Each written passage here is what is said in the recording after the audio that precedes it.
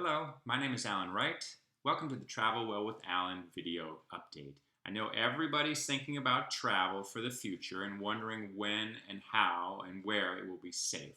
So I thought I'd take the information I've gleaned from studying travel during this pandemic over the last half of a year and help out by giving a few predictions and possibly recommendations for you to use for your planning. And I'm going to break this up into time periods, starting with this month, November, and next month, December. We have, in the United States, very high rates of community spread, infection, hospitalization, and death rates are also increasing. Part of the problem is that we are losing steam with fighting the virus. Part of the problem is that we're doing more indoor activities as the weather gets colder, and concerning, of course, to the experts is that coming up we have two big holidays.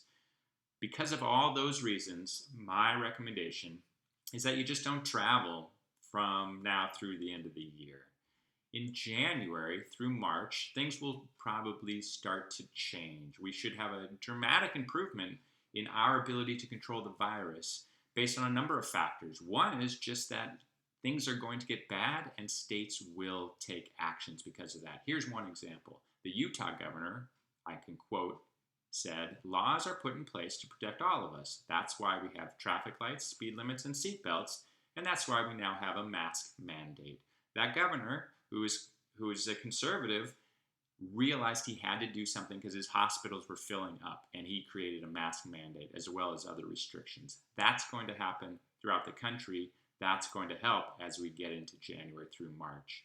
In addition, we're probably going to start listening more to what our scientists have to say as our administration changes over. Spring weather, which will come pretty early in the south, will help, leading to more outdoor time. And we might have that rollout of the vaccine that we're all hoping for. Keep in mind for January through March that you need to be cautious in your travel plans. Testing will help. And what you do when you arrive is as important as traveling itself. Then for April through June, I think things will start to get better, but domestic travel will still predominate, in part because foreign countries will still be placing restrictions on Americans going abroad. However, testing will help that. We are going to see more and more opportunities for testing at airports and in advance of flying that allow you to fly overseas. In addition, countries are going to start allowing Americans to come in if you have proof of a vaccine. Nevertheless, for April through June, I think that we're talking about domestic travel still predominating.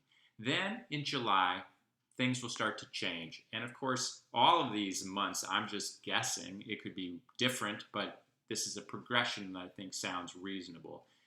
In July and onward, international travel will start to resume because of the vaccine, because of the drop in infection rates, because of the better testing available. We at Zephyr are doing this exact plan. We are not running any tours from now through mid-February. In late February, we have our first tour. It's a snowshoe tour in Yellowstone. Fantastic, outdoors, but will require our group to be together indoors at times. And we are going to require a PCR COVID test negative result on everybody, including the guides, attending and participating in that tour. Join us if you're interested. In March, we have a tour that's sea kayaking in Baja, Mexico. We're considering doing the same thing for that tour. Then we're going to be running domestic tours primarily through June, and then our international tours start in July and onward. So hopefully that will help you plan your own travels as well. And I wish you safe travels as you do start to travel again.